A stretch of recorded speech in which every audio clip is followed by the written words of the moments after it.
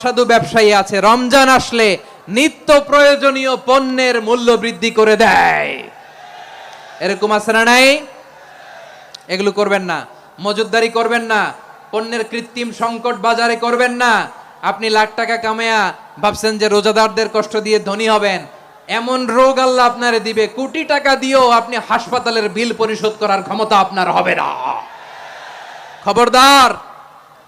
শেষ বয়সে দেখবেন কি কষ্ট আপনার হয়। আপনি রোজাদারদের কষ্ট দিচ্ছেন, আল্লাহ আপনার সুখে রাখবে?